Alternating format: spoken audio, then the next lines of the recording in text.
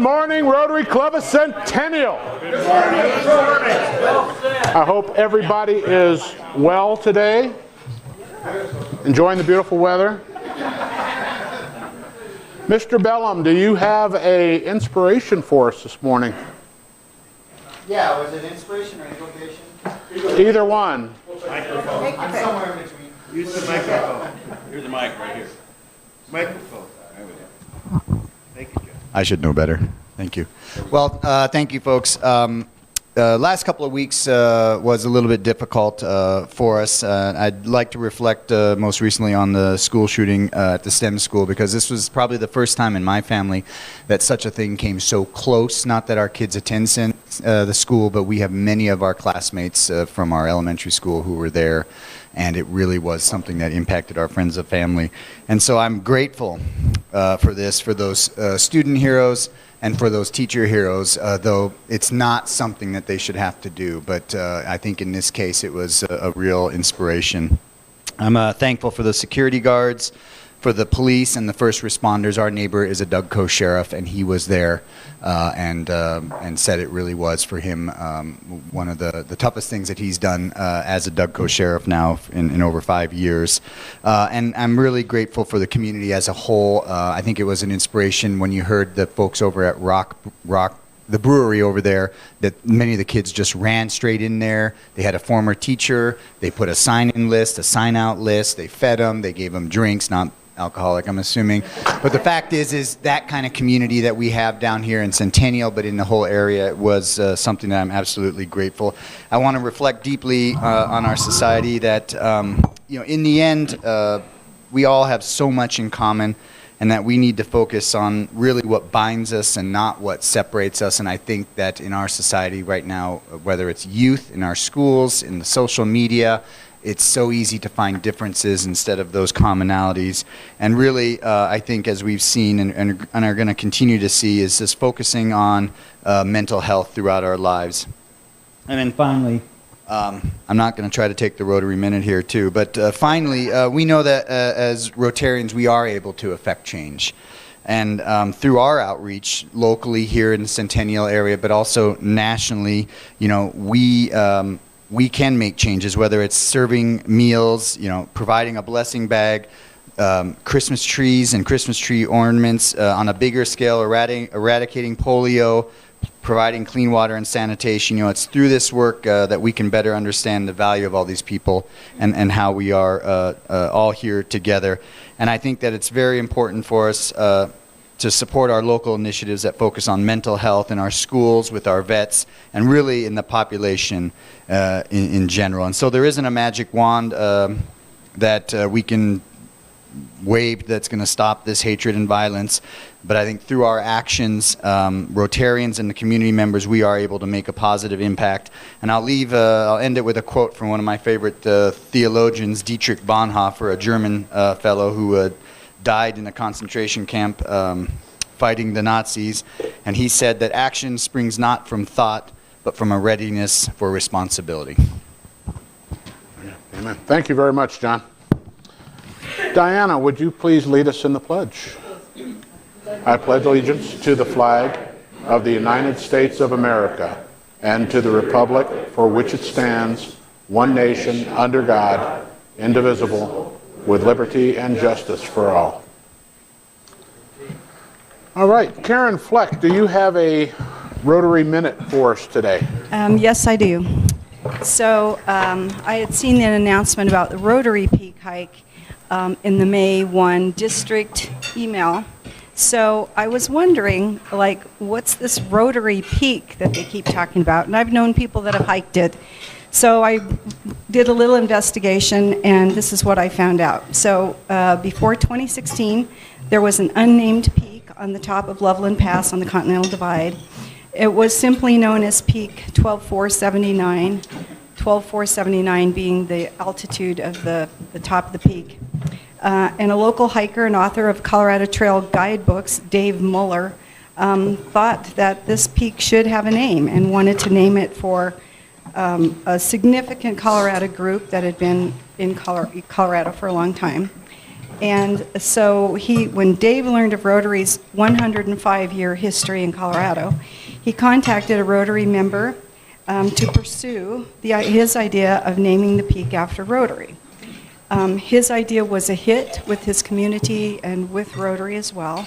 And so they were going to, the focus being on outdoor activities and community service for young people to encourage appreciation of the outdoors. And so it began. That was an effort for the approval of the naming of the peak from the federal and state agencies, which is still in the works today because apparently it takes a long time to get something like that through all of those systems that have to do it. But now, currently, the peak is locally known as Rotary Peak. So the summit is 1.5 miles west of the Loveland Pass, 3 miles round trip with 500 feet of elevation gain. And there is, according to the May 1st district newsletter, there is a Rotary hike scheduled for Monday, July 8th at 9 a.m. at the Loveland Pass sign. And they are asking for a $20 donation to go to the Evergreen Rotary Foundation to end polio. But of course, you could hike it any other day for free. Thank you, Karen. All right, I would like to thank Paul Horiuchi. He's not here right now. He came in this morning to set up, and he wasn't feeling well, so he went on home. John Wexler, thanks for greeting. Does everybody feel well greeted today? Okay, all right. John, thanks for that inspiration. It touches a lot of people here, I'm sure. And Diana, that was the best pledge I've heard all week. Happy to serve. Okay, we do have a few guests. We do have our members from Ting. They're here. They'll be introduced a little bit later. But we do have a distinguished guest from the city of Centennial, Melanie Morgan, and I'd like her to spend about 5 minutes on a new program they have called Spark. Yeah, come on up.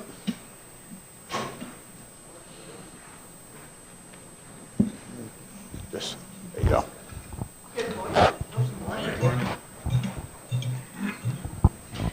Good morning. I work for the City of Centennial's innovation team, and this year we're launching a new program called Spark Centennial. And so we understand that there are some changes happening in our shopping centers. We have some vacant space because retailers don't need as much space.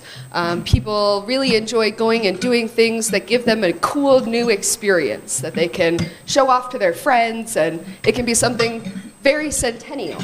So what we're trying to do with this program is it's a grant program to offer $4,000 to a pop-up or an event or an art installation that would really bring new life to our shopping centers. So we're looking for all different kinds of applications, things that would be really unique events. We're looking for activities that would bring the community together and really get people talking and communicating in a positive way about what our shopping centers could be in the future. So we're looking to maybe rent out space in parking lots or in vacant stores, or maybe even it's just a storefront where you put something in the window and show people what it could be. So I thought the Rotary had some fantastic ideas for events and activities. I thought people in this room were super connected and would have fantastic networks who might be interested in a project like this. So we're really looking for things that are creative, one of a kind, and just scream Centennial. All right, well, perfect, thank you. And how do we get in, how do we do any of this?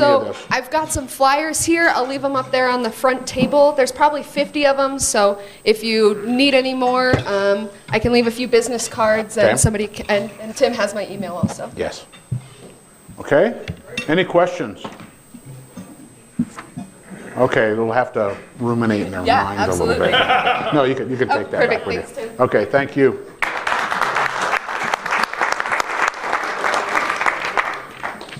Okay, Mr. Peterson, do you have a website minute for us?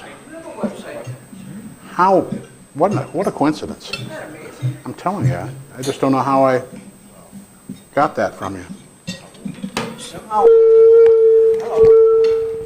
Somehow we just keep doing it. So anyway, You all know that we've got beer sales coming up and a sign up for the Ronald McDonald House by the Millennials. So what I'd like you to do is it's very simple to sign up for this.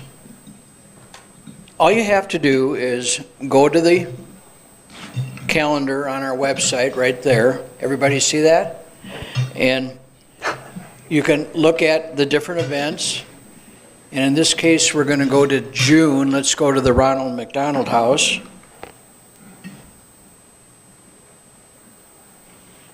And you'll find the event, which is right here.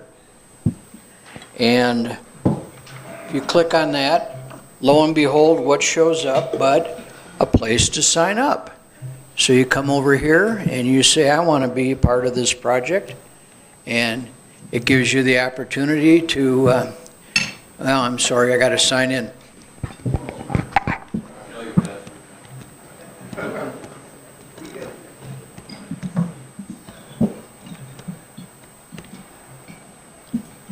Tim, can you do a song and dance while I'm doing yours? My song and dance days are long gone, John. Sorry.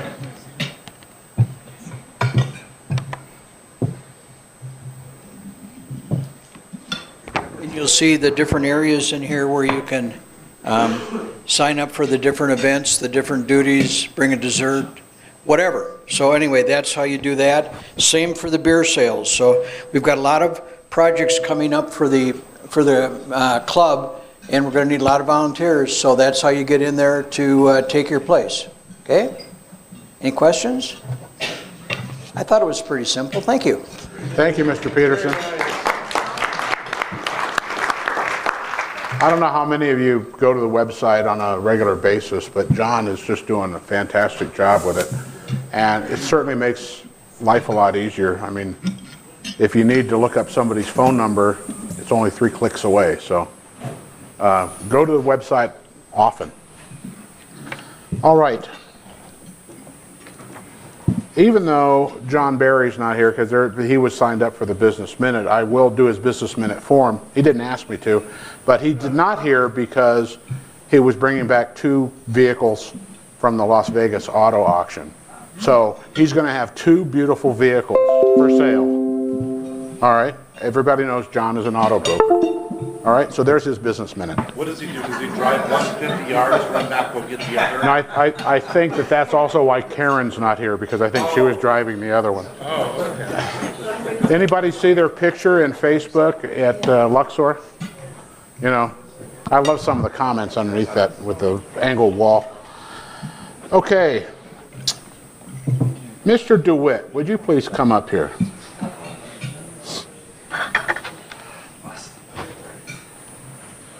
Stand right there. Fellow Rotarians, it is our duty of our Rotary Club to add new members from time to time so that we may not only increase our usefulness and influence as a club, but also to extend the spirit of Rotary throughout the community. Today, I welcome to our ranks and admit to membership Scott DeWitt.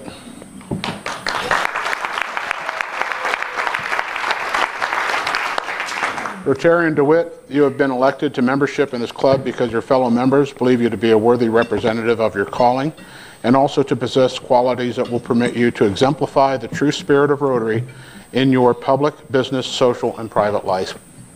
I wish to express upon you that you have been admitted not only to the Rotary Club of Centennial, but also to a worldwide association, and by virtue of your membership in this club, you'll be welcomed into the fellowship of any Rotary Club in the world. The honor and privilege of Rotary membership carries with it duties and obligations.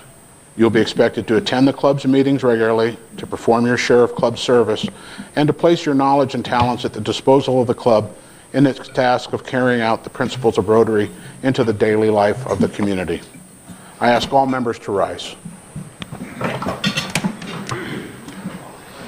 Rotarian DeWitt, in the name of the Rotary Club of Centennial, I now formally admit you to membership in this club and affix to your lapel this emblem. There we go. I don't want to put it there. You can stick it in. Well, yeah, you got the stiffener in there now. I could push forever. Okay. Fellow Rotarians, I commend to you our newest member, Rotarian Scott DeWitt, and charge all of you to welcome him. Thanks, Scott.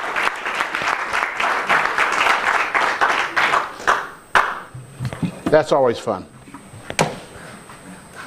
Okay, with that, Lori Overton and Gordon Close, please come up. I didn't bring the stick.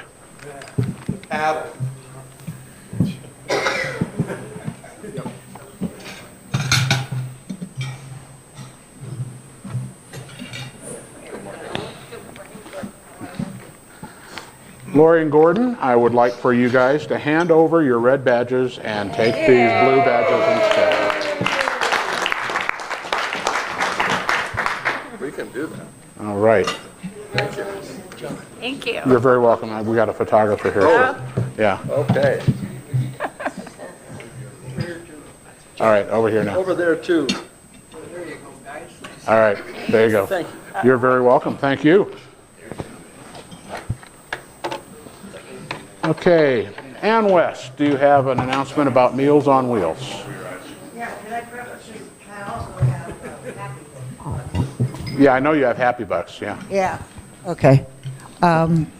Mid-month, I always stand up here and say, we're going to send out the invitations to my team for Meals on Wheels, and since I've done that, we have a new volunteer, maybe, he's not sure, because Scott is a young man with a business on Friday mornings, so I'm pleased that I can at least include him. Unfortunately, we are going to be missing Patrick, who's always a joy to work with. And I'm going to go on to Happy Bucks. Oh, this week... No, you're not going on to Happy Bucks yet. I'm not done yet. Oh, shucks. Anyway, I wanted to say that Karen Fleck and John Wexler are my most frequent volunteers, and they're volunteering this on Friday. Very good. If you haven't done Meals on Wheels, it's a lot of fun. It doesn't take that much time out of your day. And if you go with John, he always wants to go have barbecue afterwards. All right, I do want to remind you, and I thank John for getting everything on the website, but June 7th is the Ronald McDonald House meal. That's a nice, easy program to do if you have a little bit of time. Cook a dish, buy a dish, whatever, but go down there and help serve some of those folks, because I tell you, some of these people have been there for a year and 2 years while they deal with their children's illnesses. So it's a good way to understand just how good you have it. And then on the 14th is the Centennial Summer Kickoff. That's our first beer fundraising event. And so everybody knows we're going to be, we have a new beer supplier. It's Spice Trade Brewing.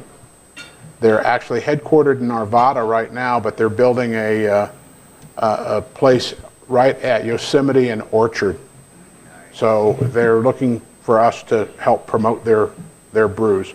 They've got some really interesting brews too. So, okay, travel gifts. Do we have any travel? Oh, yes. Yes, as you know, last weekend, not this meeting last weekend, but the weekend before that. I got it.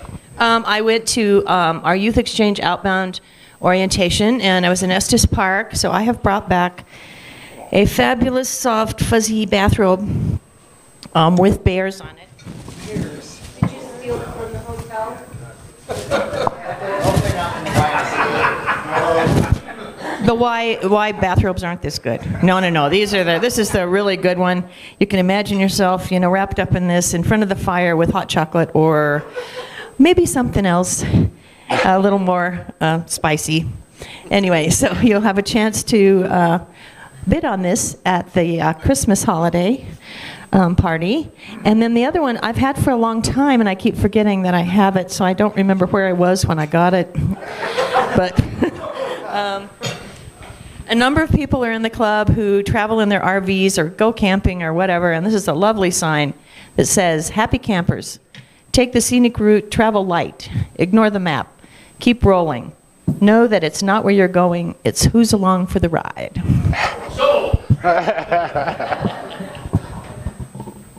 Thank you. All right, any other travel gifts? No? Okay, well, I was going to have an auction because somebody left this beautiful umbrella here last week. And so who wants $5? You'll give us $5? If you lost an umbrella, it's up here, okay?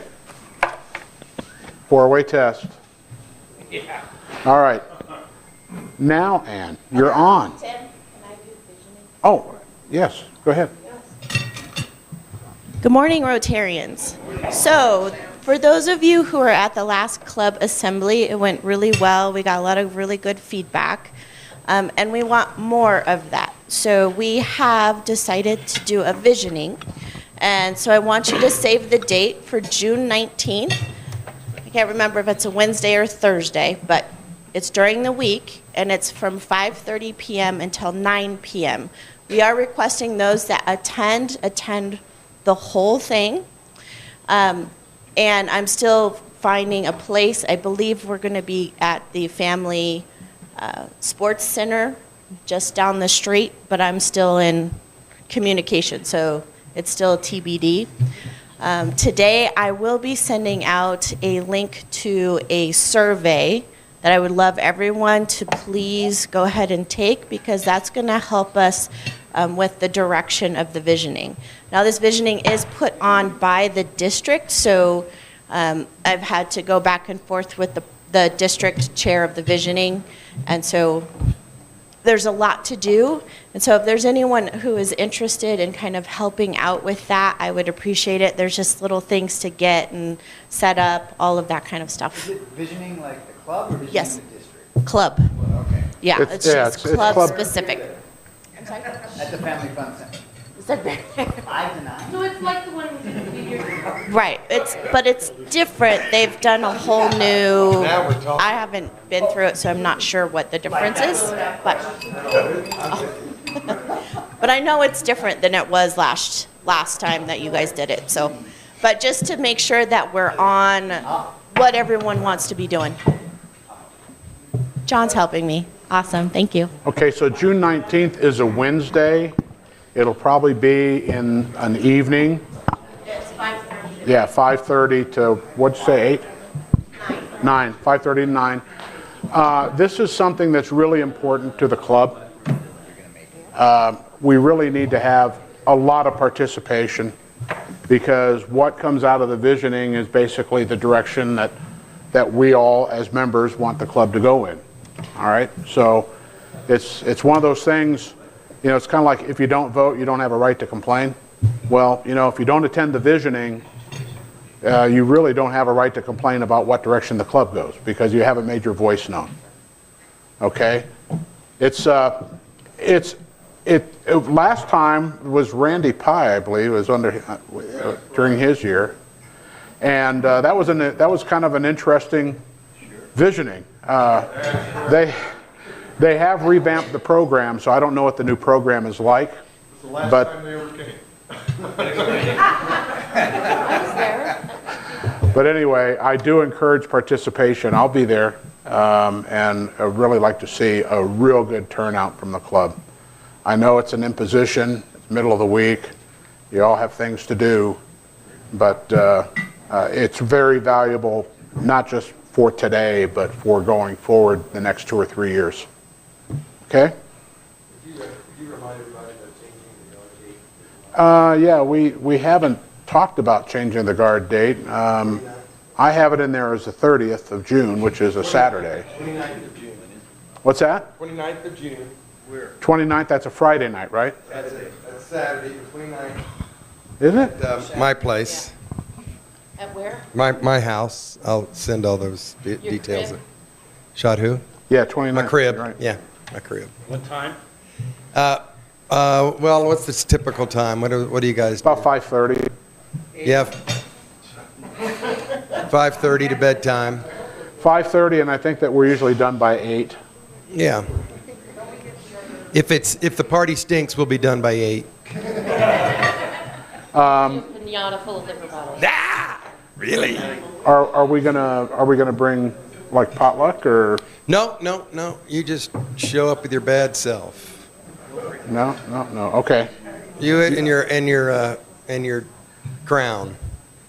Well, no, the crown's coming off, so. That's what I mean. You got to bring it. You got to bring it with you. Yeah. Okay, and I don't know if any of you have ever been to a party at Tripp's house. The guy has more beer and varieties of beer than I've ever seen. I mean, it's probably better than Rock Bottom Brewery. Yeah. So. Thanks.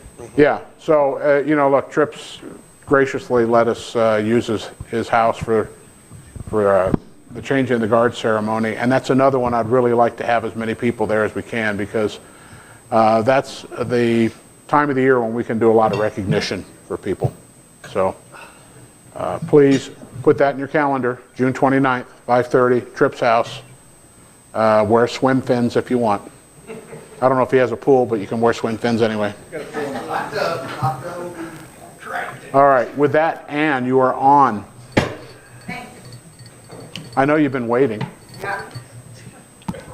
This morning I went into the computer to see if I was on, and dang it, I am. So, happy bucks, and this is the first time, so excuse me if I don't get it right. Kathy. Just happy to be here. I'm happy to see you. All right, anybody else at my table? John Peterson. I'd like to thank Tim for his help with the little modification we did on the cart yesterday. We did it at his studio, and it was really a joy to work with him. So thank you, Tim. You're welcome. All right, Mary Alice. By the way, I went to Primetimers, which I don't normally do, but there was Luann Aiken from television fame stuffing plants into a planter. You guys should have been there. My dollar is just to welcome Scott. We're glad to have you with us. Anybody? Okay, Dave. Another one of my volunteers. This is a happy thank you buck for Ken and Karen and Mary Alice. It was a nice breakfast the other day. Yeah. All right. Tom? A happy buck for the Ting representative. I'm looking forward to finding out when they're turning it on in Piney Creek. Anybody else? Okay, Doug's got one. Just a happy buck for our new member. It's good to have a new person with us, and hopefully many more to come. Is for Scott. Welcome to the club. Thank you, Mark. Randy has two. One for Scott. Congratulations. You volunteered for everything that we're doing this year. Okay, perfect. All right, that's a start. And then one is for our group from Ting, my next door neighbor, Mark Gatto. It's nice to have you here. I thought that I would get some kind of privileges by living near you on Ting, and now I'm told it's October. I may be the last one connected. Is that correct? So anyway, we're looking forward to hearing. Yeah, so much for your beer. See you. Okay, over here. Phil? No? All right. Just $1 to Scott and our two new Blue Badge members. Karen Fleck? I have two. One, because we finally have some nice weather. I'm looking forward to spending some time outside. The second one is, today is day 30, and for the last 30 days, I have had a goose living on my deck, patio. She laid her eggs in one of my flower pots, so I can't plant my flowers, and they just ate for 30 days. I'm hoping they're right about that, because today would be the day, 30 days, and I'm going to be home because I want to see this happen. So yeah, I'm excited. Take a video. Wouldn't that be fun to see? All right. Anybody else? Oops, Roxy. Welcome to Scott. Great to have you as a new member. And the other happy buck is to John Peterson. One of the things at our annual meeting for the foundation is, well, he can't have the buck. No. That might be one of the dollars he gave me under the table. Anyway, so But John was real responsive. One of the things that was requested at that meeting was that on our website we have a list of the projects we'd funded and also the financial reports for our foundation and financial reports for our club. And on the website, if you look under member information, you can click on those items. Now you are going to have to remember your username and password. But I, for one, really appreciate that. He was incredibly responsive and got that on the website. Okay, Mr. Raphael. I'm just happy to be here, and I'm a little sad that it's one of my last meetings here. It's like 2 or 3 more left. It's nice when your exchange. It's nice when your exchange students do attend. You missed one. What did I miss? I am sorry, Lori. No. I get a happy 5 because my husband has some significant health problems, and we got some very, very good news on a test that he had the other day, so I'm really, really happy. All right. All right. All right, Mr. Bellum. Just $1 for all of our new members and guests. Yeah. Anybody else? You guys are guests, but you can do this too, you know. Cheryl. Yes, good morning. I wanted to say a special thank you to Ken Hope, who did a barbecue yesterday for us at Primetimers. It was excellent, and we appreciate all the time, money, and energy that you spent, Ken. Thanks. All right, over here. Hey, Barbara. Well, I'm happy that Scott's joined our club, and just to show how small the world is, he grew up with my cousin's son, and so I'm going back to Grand Haven this summer to see my family. Haven't seen him in a while, and that's where Scott grew up. Yeah, it is a small world. I'm from Grand Haven, Michigan, and she came right up, and we connected right away. It was pretty awesome. So, no, I have a happy 5. I'm really, really thrilled to officially be a member, to get the pin. One thing I will say that stands out specifically about this club, I did visit some others, and the amount of friendliness and warmth that everyone has shown and energy was awesome. Thank you to John and Mark and Tripp for the initial contact and welcoming me. So thank you.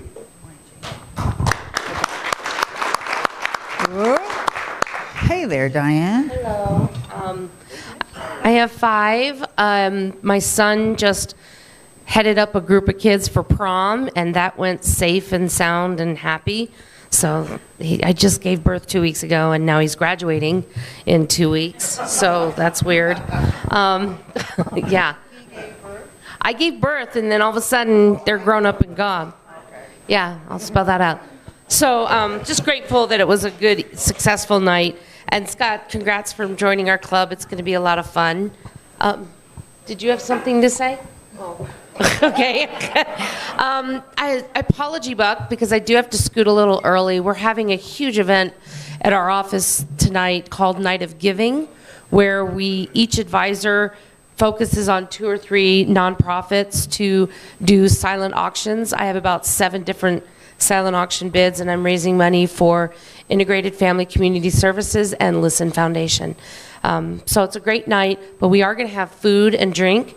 If you randomly want to crash this party, it's from 5 to 8 at my office. Just ping me on email, Diane Zing, and feel free to drop by and have some awesome food.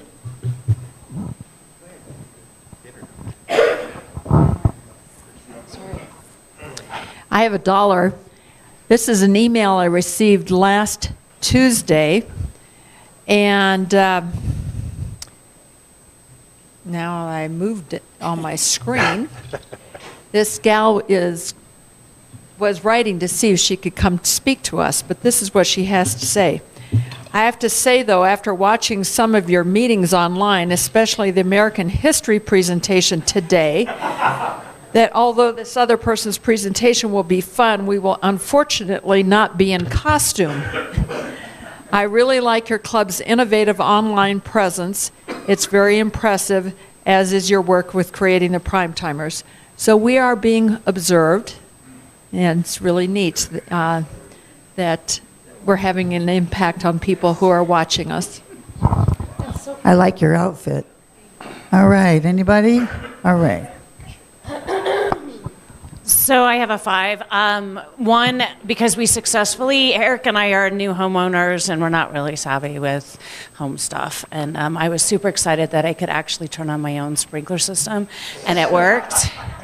And the timer works, and so I'm kind of excited about that. Another buck, happy welcome to the new members. We're excited to have you there.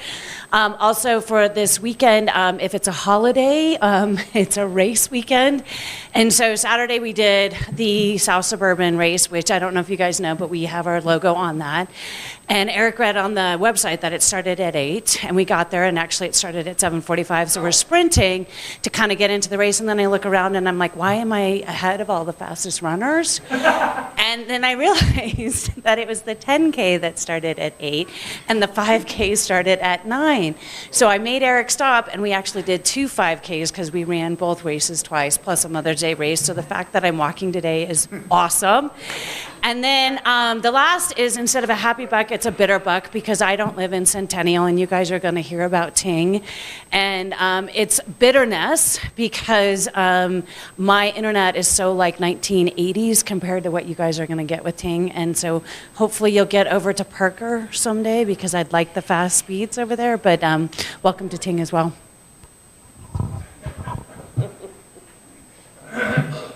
All right, over here to the last table.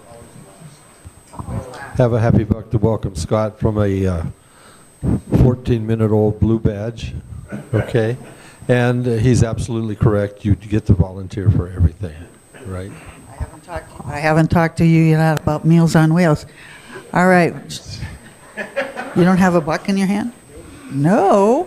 Good, have it. How are you? Thank you. Good morning. Here's a shout out to all the moms in the house. Woo! Happy Mother's Day.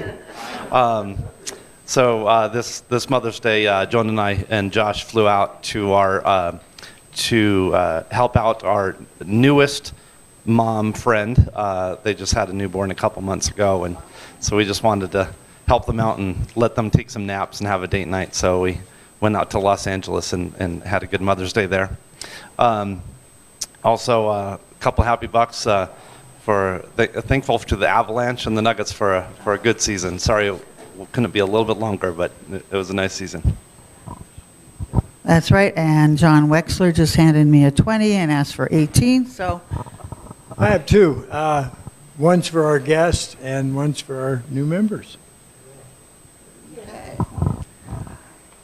Oops, somebody over here.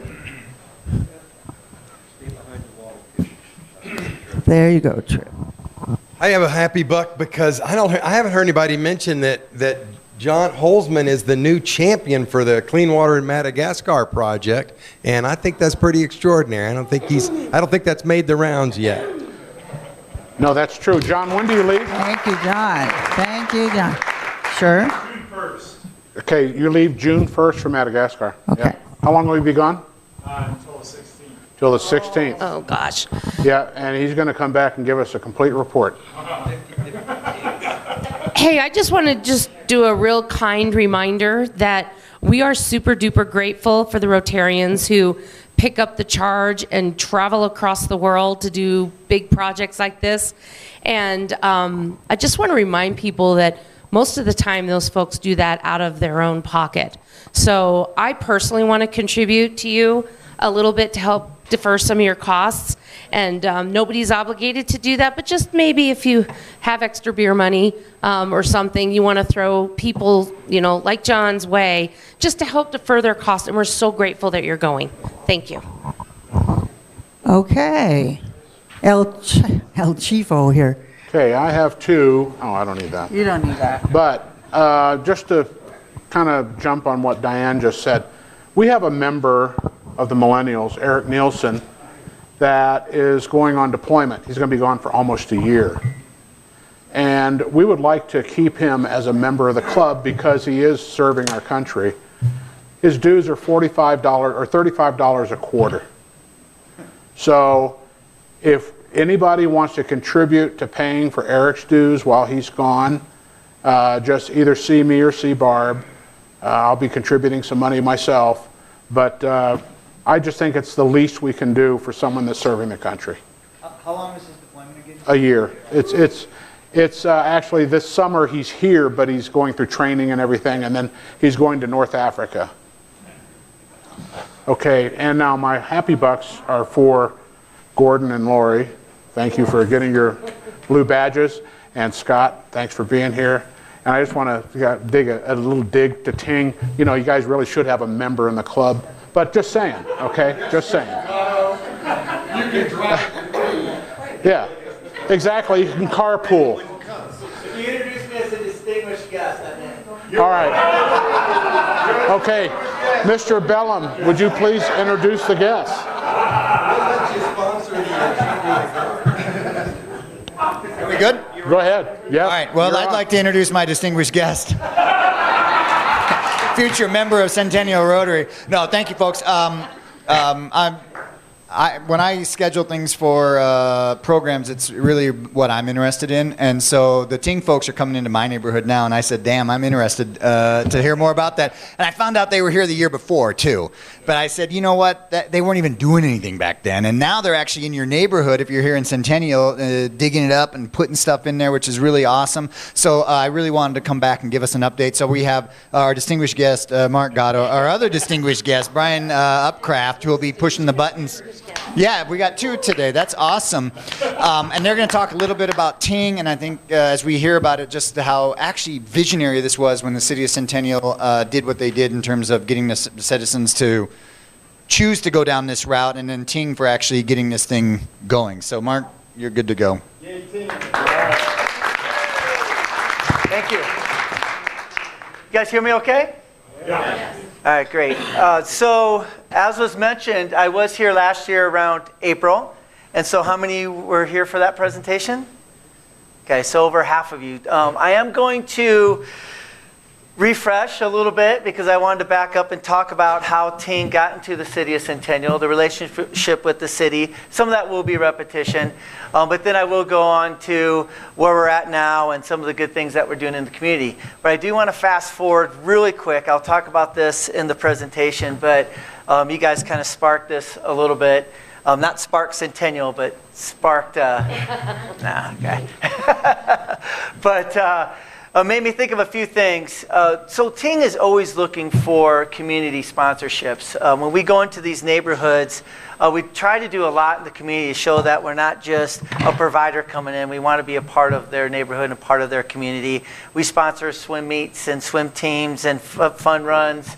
We're lighting up clubhouses for free so we can build a community there.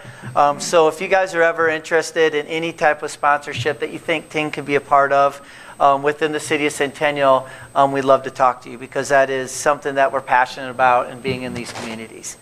But today my presentation is going to be, we're going to start our relationship with the city. I'm going to move on to some of the objectives that we have as a provider, and then I'll talk about the construction process, because just what John mentioned, we are in neighborhoods. It's a pretty intense process to build a fiber network into a neighborhood.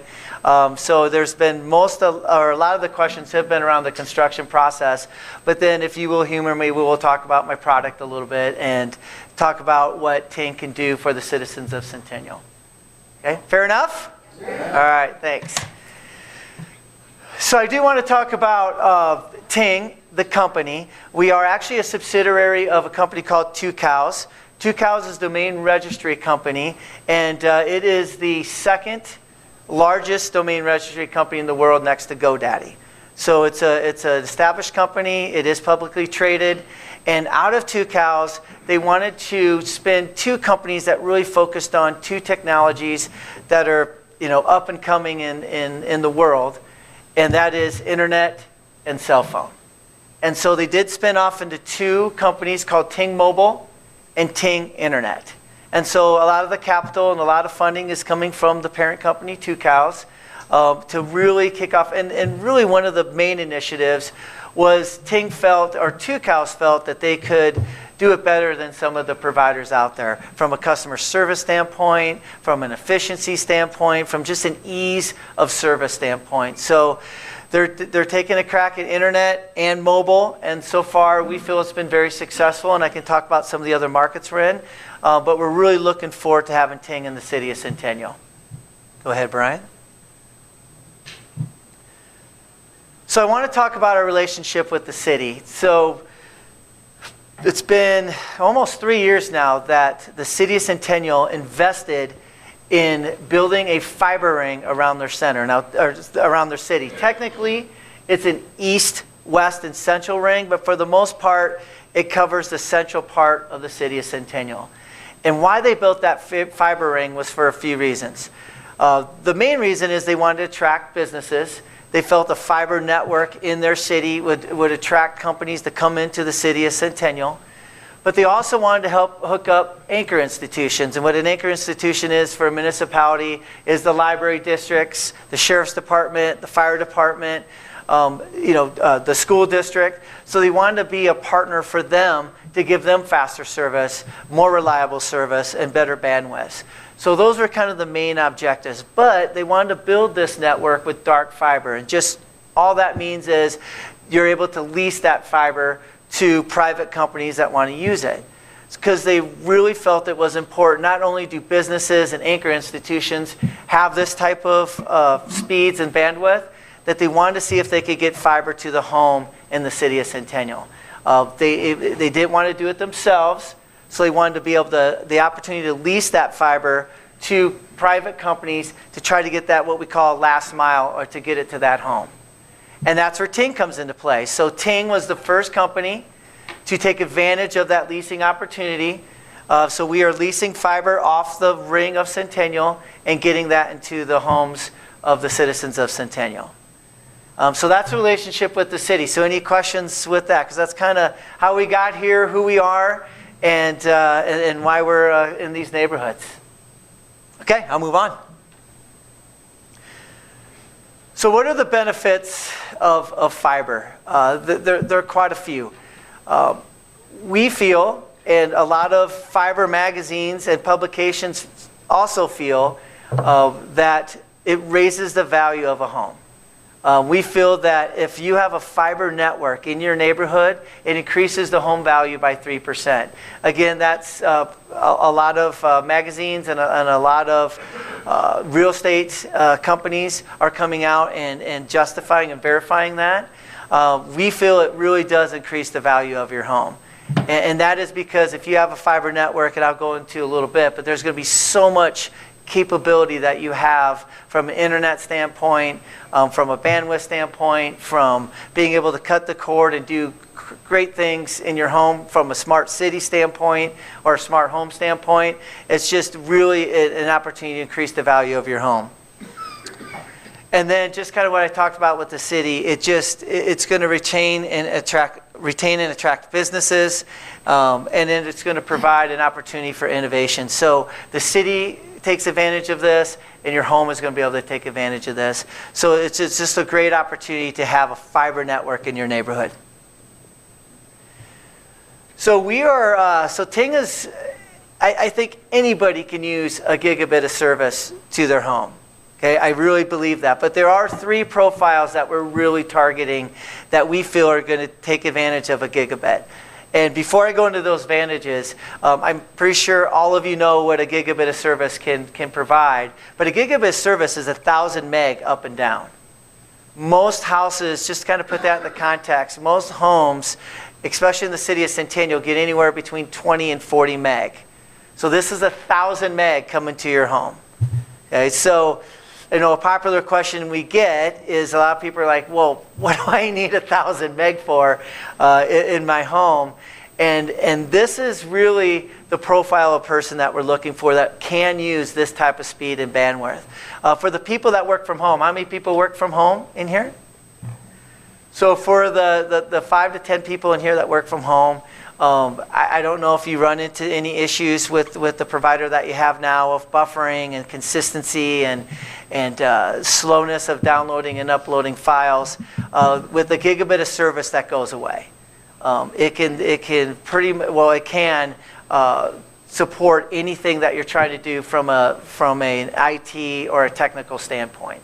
There's doctors that can download and upload files from home.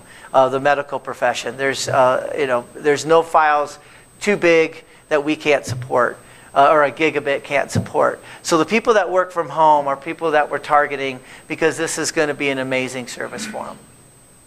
And then how many people have young, I guess, doesn't have to be teenagers anymore, but kids from like 10 to 15, 10 to 18 years old? Few of you? So the gaming community obviously is exploding. And there are a lot of young kids and even adults and we're finding that, I'm finding that through this business, that there's a lot of adults that are in the gaming community. And a gigabit of service can support all the type of gaming that is going on in the residential homes. And so I get a lot of questions from parents and even some of the kids in the houses is, how can this support me? 1,000 meg up and down will support all your gaming needs. And then the third profile that we're really looking to target is people that have cut the cord. Does anybody not have a cable provider that is just doing kind of over the top and streaming? So John has kids, he works from home, and he streams. No wonder you're interested. Are you interested in Ting? I don't work from home. And so basically cut the cord means that you don't have a cable or a TV provider. You go through like Netflix, Hulu, Amazon, and you just do it over the internet, and you do it over wireless. And so a lot of people are, and you can, and Brian was talking about it earlier, and to get your local channels and some of the sports channels, you can just do an over-the-air antenna, and you can get pretty much any channel you want, and you can get rid of cable without that cost. But to support something like that, you do need a pretty big bandwidth, and 100 meg is usually the minimum to be able to support something like that. Again, this is 1,000 meg up and down. So those are the type of profiles that we're targeting. But yet, I think anyone that gets on the internet and needs a efficient and consistent provider, Ting is that service for you. So that is why Ting is coming into the neighborhoods to give that type of support. Yeah. I have a question for you. I have a business in Centennial, and we have internet and phone on that with our provider. Sure. Is Ting going to be able to do something like that to compete with that? Yeah, so great question. And if you don't mind, I'll just talk about the bundling altogether with phone, TV, and internet. So Ting TV is coming in the second quarter of 2019. If you were with me last year, remember I thought it was going to be the fourth quarter of this year. So we've had some delays.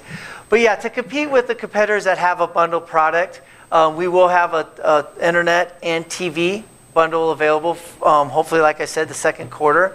We do have a third party to supply the phone. They give you a great discount. It's not a true bundle because it is a separate bill. It's a voice over IP product. But for being a Ting customer, you get a pretty amazing discount. It's close to 50% off to get their service. So we do have an option to have the triple play. But yes, we will have an internet and TV product soon. Right now, we're just offering internet. So Mark, I want to, yeah. two points I want to make about the internet. The first being that since we have a fiber network, we're future-proof. So if for some reason 2 years from now, thank you. If for some reason 2 years from now you need 2 gigs of speed, all we have to do is change the light on either end. We don't have to dig up our lines and redo our entire network. That's a great thing for us. It's future-proof. And if it's 10 gig or 100 gig, we can do that, right? That medium will handle that. The second piece, for those of you that have not cut the cord and gone to over-the-top services, those fancy 4K TVs that you have at home, you will not get a 4K signal from your cable provider or from a satellite. You can get it over a gig speed internet. And so anybody that broadcasts in 4K, you will get 4K on your TV. And that's one of the reasons I did it. And just keep in mind that 2 gig, 10 gig, that's not at the same price. So. Yes, it's just flipping a switch, but the price will go up a little bit. Yeah. Because you talked future-proof. Yeah. So that you said that line is going to be coming into my house. What is the currently with the current technology the max that can come in on the line that you're bringing into my house? So they are testing 22 terabytes per second, so a lot. which is 22,000 gigs. So we're doing a gig today. Give me 2 years of my kids. I tell you what, if you can max that out, I want to know what you're doing. So would the NSA. Yeah, right. So would the NSA. Yep. And so this is, and I won't spend a lot of time on this. I just want to talk about the product real briefly, since we also talked about the bundling opportunity. But it is a 1,000 meg up and down. You will lose a little bit in the router, but we are seeing very consistent speeds of 960, 980 up and down. Our wireless speeds are as fast as 600 up and down. Consistently, we're seeing about 400 meg off the wireless router. So it's an amazingly fast product. Oh, I thought you were going to say something. Sorry. Yeah, and then there's no data limits or no data constraints and no contract. And so going back to what I said earlier, when Two Cows wanted to invest in Ting Mobile and Ting Internet, they just wanted to make it simple. They didn't want to strap a consumer down with contracts, because that's one of the biggest complaints we do hear about the competitors are these contracts. Data limits, we're not going to constrain you to any data limits. So it's just doing simple things that we feel the customer really wants is what Ting is trying to provide. And we are also a big proponent for net neutrality, so you will not see us charge you more to get Netflix faster. That's just our culture. And the product is $89.99 a month, and so it is a higher end product, especially with the Comcast or CenturyLink to have the bundles. As you know, Comcast, for example, if you do break up your bundle, if you have all three, if you go down to 2 or 1, it actually costs more money. So, but when we get the TV, product and we start bundling, we may be able to work with some pricing and maybe even have a middle package in between the 5 meg that we have and then the 1,000 meg that we have. So it's $89.99 a month. It's $139 a month for business. And then, Brian, I don't know if you want to briefly talk about some of the enterprise opportunities out there. Sure, real quick. The small business product is $139 a month. It's great for most of the businesses out there. However, if your business requires a dedicated line, guaranteed bandwidth, guaranteed uptime, response times, it's just mission critical for your business. We do offer a product that is a symmetrical gig, and it has a service level agreement with guarantees for all of those things, bandwidth, metrics, everything.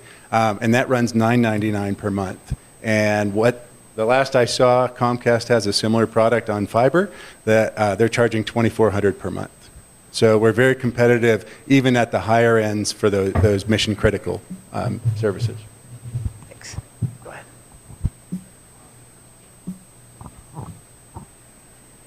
And this slide is just to show the kind of customer service that you can expect. We'll see if it's scalable. We're hoping that it is, but we're still a customer service company where you call in, you get a live voice. We have agents that will take care of you real time. They'll stay on the phone with you as long as they need to. We don't have, for anybody that knows the call center world and business, we don't have average handle time constraints around our employees. They take as much time as they need to with you. It's really a solid customer service organization, and we can back that up with how our Ting Mobile is doing. It's the highest rated mobile company as far as customer service in the country. So you can expect really strong customer service. Again, I'll keep going back to that's why Ting Mobile and Ting Internet was invented, is to not only make it simple and easier and great for the consumer, but we know how much a customer experience is important to you and how much that is worth. So we put a lot of time and effort into making sure that you get that great customer experience. And that actually jogged my memory. We also do a few other things. Since we're a young company, we can innovate. We can get into a couple of different things. We did this great project at the University of Virginia last fall. We now do a managed wireless product or service for their football stadium. So there's 60,000 people in the stadium, and they're pulling 100 megs on each device. So people that are live streaming from the football game can do that, and all those other things that the younger folks do. We also did their basketball arena, and we're not taking credit for this, but it was the first year they won a football playoff game, and they did win the national championship for basketball. So, but we do some projects like that as well. We do work with apartment complexes, HOAs. We do bulk deals with them as well. Just an example, a bulk deal of 100 units or more. If everybody wants it, it gets you a healthy discount, probably closer to 50% off if everybody buys it, and it's one bill to us. So just a couple of things. Go ahead. And if we would have wired that Pepsi Center up, those Game 7s would have been much different.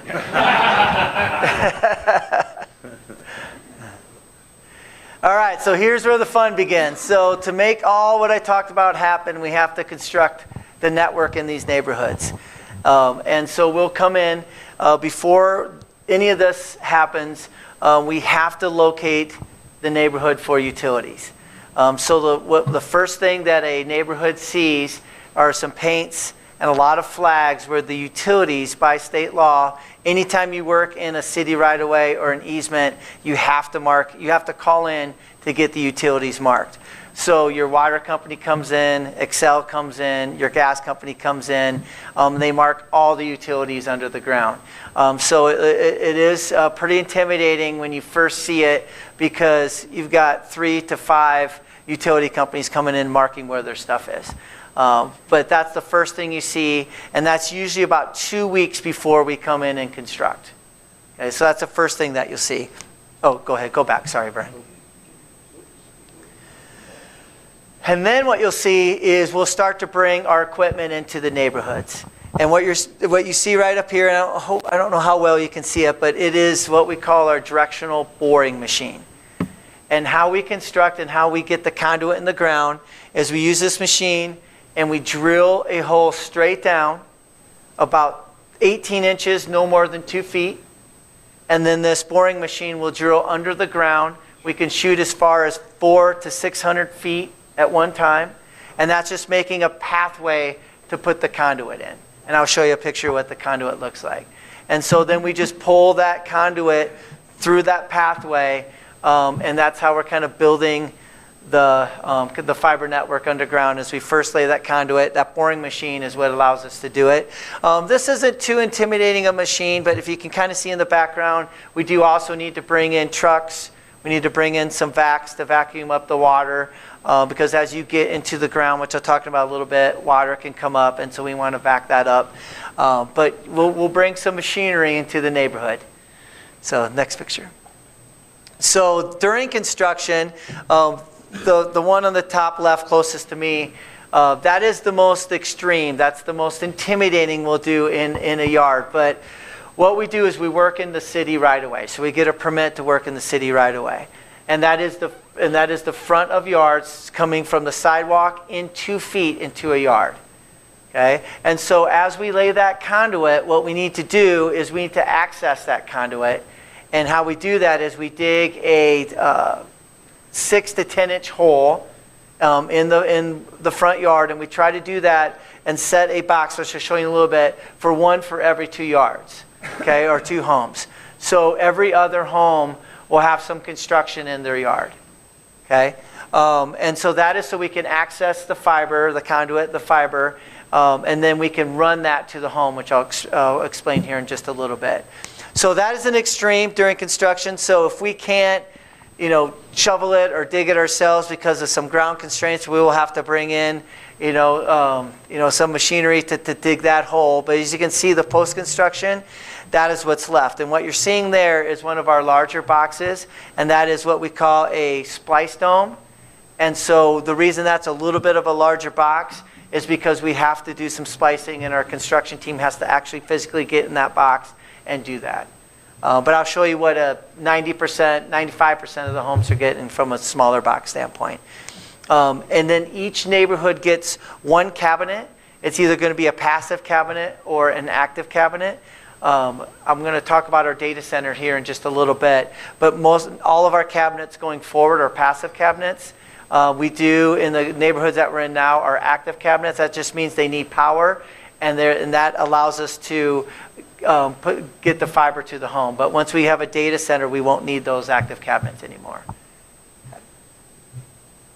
I talked about the right-of-way, so that's what we work in. Is the camera still on me if I'm on this side here? Okay, all right.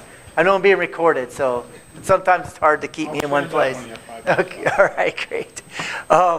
So we work in the city right-of-way, the easements in the front yard. So that kind of is the diagram that a lot of our information gets sent out to the customer. Or to the residents. And then the middle picture is one of our construction managers showing what the conduit looks like. And so in those holes or in those smaller pipes there, that's where the fiber gets blown through. And each color is designated to a home or to a part of the neighborhood. So that's what's under the ground. And then those boxes are what's left. The small hand hole is what 95% of the homes are getting. And then the large hand hole is when we need to do more of a splice dome. So as you can see, yeah, go ahead. No. Yeah, so, well, the cabinet. So if you want to go back real quick. So the cabinets is what all from the flower pots, or which I showed you smaller boxes, all that feeds through these cabinets. Okay? It goes to the manhole after that. To the what? It goes to the manhole from the cabinet. So yeah, consider one of these per neighborhood, and then that will split out into the hand holes, which are about the size of your irrigation boxes, like your sprinkler system. Yep. Yeah. So this is where, and then inside these cabinets are switches and the servers that connect the neighborhood. So, and then to the next. So once it goes. No, we do use Cisco switches, but we use several different types. And so then that, like Brian said, goes to the small hand holes and the large hand holes. And then from there, it will go to the house, which I'll explain here in a little bit. Yeah. 5 minutes, okay. And one quick note too, when we come into, we come into a hub situation and split out into each individual home.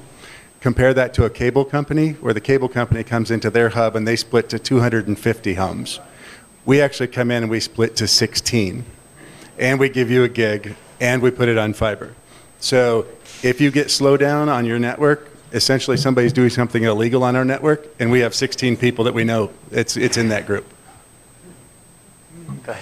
So I'm down to 5 minutes, so I'm just going to kind of run through this really quick because I do want to open it up for questions. So to get to the home, we take that flower pot, and then we install with that little lawnmower looking thing. It's going to dig about 6 to 10 inches from that flower pot on the curb of your home, or the inside that right of way, all the way to the side of your house. The great thing about Ting is you're not confined to where you need to come in at. I know there's a lot of utilities on the side of your house where you'd want to come in through. You can come in whatever side. We're going to ask you where you want your router. And then that will kind of give us an idea what side of the house we can come in. And we're pretty flexible to be able to come through the back, either side. If we need to go up to the 3rd floor, we can make that happen. And then that's what you'll see, the installation on the side of the house. That's what it will look like on the side of your house. And then, we can run, it's a very thin white cord that the cable is surrounded by. We can run that and make it very inconspicuous for you on the side of your house. The wire is actually about the size of the old speaker wire that you used to have. It's about that thickness. Yep. So this is where we're at in Centennial, which we're excited about. So I was here almost exactly a year ago, last year, and we've made a lot of progress since then. So we are installing in 3 huge neighborhoods. That's where we're getting all of our revenue right now. That's where we're getting all of our customers. We're fully in the Willow Creek neighborhood, 1, 2, 3, and in the Willows. We're fully in Hunters Hill and Walnut Hills, and then we're fully in the neighborhood of Fox Ridge. So those 3 neighborhoods right now are active. They are getting our service, and things are really going well. If you look at the construction that's wrapped up, we're completely done constructing in Homestead Farm 2. We're done constructing in Heritage Greens, and we're done constructing in Mira Vista. And then we just started construction in Ridgeview Hills South and Homestead, John's neighborhood. And then we're also started construction in Homestead in the Willows. And then we're also constructing out east in Piney Creek and the Piney Creek Ranches. So Yeah. We are. We're going to keep going west, but we're also going east. So we are close to Colorado Boulevard. We're going to be butting up when we finish up Ridgeview, and then we're going to keep going west of Colorado Boulevard. So the Knolls and, yep, go ahead. I have a question because it looks like you're using this, or at least the pictures were on single-family dwellings. We live in a townhouse. Do you not have to get approval from the homeowners association? Yeah, great question. So there are some townhome communities and some condo communities, and of course the apartment communities that are on private land or private property in Centennial, and we absolutely need an easement agreement. So for example, the Willow Creek 1 townhomes, the Willow Creek 3 townhomes, and the Hunters Hill condos have all signed easement agreements with us and are allowing us to construct. Willow Creek townhomes are all completed, so they're all wired up. And as we go through these neighborhoods, that's one of my responsibilities, is to get an easement agreement with the condos and the townhome communities. Yeah. I have a rental property in Centennial in the Piney Creek neighborhood, and my tenants told me a few weeks ago that they saw all kinds of flags in the yard, and they asked me if I knew what was up. I'm guessing that this might be related to this. There's a very good chance it was us. And so on the installation, I was trying to figure out how they would install it, because I have sprinkler lines. How do you manage going around sprinkler lines? Yeah, so the sprinkler line can be addressed in both phases of our construction. So when we door tag every single home to let them know we're coming individually, so we send out postcards, we give the neighborhoods ample notice that we're coming, but on all that notice, we want you to mark, if you can, we'll give you some flags when we hang the door hanger to mark where your irrigation system is. So when we construct, we know where it is, but the only time we would hit it is when we directionally bore straight down, or we dig to put the box in, because we're digging straight in, and sometimes we don't see the sprinkler, and sometimes we will nick it, or we'll do something to a head and not realize it. But we repair it. We'll fix it on our own dime. We'll do it real time. If you turn your sprinklers on and they're not working, we'll come out and fix them for you as soon as we possibly can. But when we're directionally boring, we're 2 feet down, so we're well under the main irrigation line. And then when we come in and actually install, yeah, we got to be very careful. That's when we have to be really careful of the irrigation line. So we have a contractor that will work with you. They show up, they say, we try to go over where your irrigation line is, and then they'll dig around it, under it, whatever they need to do to avoid it. Is there a phone number to call to find out if and when they're going to work, on our property? I am your best contact. But it's all over our website at ting.com, ting.com. And that tells us, they'll give you the maps of where we're at. And then if you have any issues with the process, just make sure you give me a call. Okay. A couple more questions. We have to wrap up. Yeah. You're looking on a stock market. Yeah. On 2000. Yeah. And doesn't look like it's been updated since 2016. Usually when you read about these companies, you want to find out where all they are going internationally or in the United States. And where all are you focusing? Because right now I see Centennial is not mentioned here, but I would imagine it's a company that's traded on the stock market. Yeah, I'm not. I mean, the stock market is. I mean, it's very updated. But are you talking like our Centennial page or? No, I'm just talking in general about the company. Yeah, no, we are. Thanks for asking. We're in 7 markets now in the United States. We're looking to continually expand. We're 4 markets out, or 3 markets out east of Centennial. We're in Sandpoint, Idaho, soon to be in Fullerton, California, soon to be in another market in North Carolina, which would make it 4 markets in North Carolina. But we are trying to find the right fit as we move forward. But yeah, if you go to ting.com, it'll update where we're at. It does have some stock market information. As you probably just saw, our stock is incredibly high right now. It is definitely on the incline. But so things are going well for 2 Cows and Ting in general from a stock market standpoint. But yeah, thanks for asking. We are in 7 total markets right now. Any other questions? And I think, Brian, I think we have, and that's our information. Yep. Actually, I just wanted to say one thing, and I joke with Mark a lot because he's my neighbor. But Since day one. their installation in Homestead Farms 2, I think you had some difficulty when you started at Willow Creek. And that was before you were on with Ting, and I think that makes a lot of difference. Yep. But Ting's installation process through Homestead Farms 2, I think has been as seamless as anything I've ever seen construction-wise. Your crews are great. They're friendly. Brad, to your point, I've received at least 2 hang holders on my door. I've received 4 postcards on everything that they are doing and when they're doing it.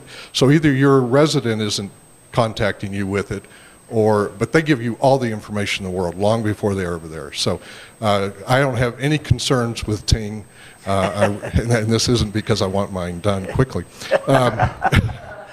But they are great. They're a great installation group, and I really appreciate your employees. Your employees have been terrific. They really have. Thank you. I appreciate that. Yeah, it's construction teams. Sometimes it's an interesting management experience, but for the most part, I think they do a great job, and I appreciate Randy for saying that. Well, Mark. Thanks, everybody. I appreciate it. Thank you very much. I also need to recognize, Ting is one of our large sponsors for the State of the City, and we really do appreciate that. And, we expect to see a bidding war for the title sponsor next year. And I'll talk to you about that after we get your membership application. All right, we have one more job for you to do. Okay. Oh, do I get Yeah, you have to make someone happy. Huh? No. Okay, there you go. Tell you what, if you could just draw. All right, I'm making someone happy. Okay, and you read the last 3. Last 3 is all I need? 909. Oh, no. 915. All right. Don, thank you. Thanks so much. No, that's it. That's it. Here's your $10 lunch money. The proof, it's in here. Yeah, of course. Yeah, but he kept it. Nothing up my sleeve, right? All right, you ready? I am. All right, I'm going to hold it as high as I can.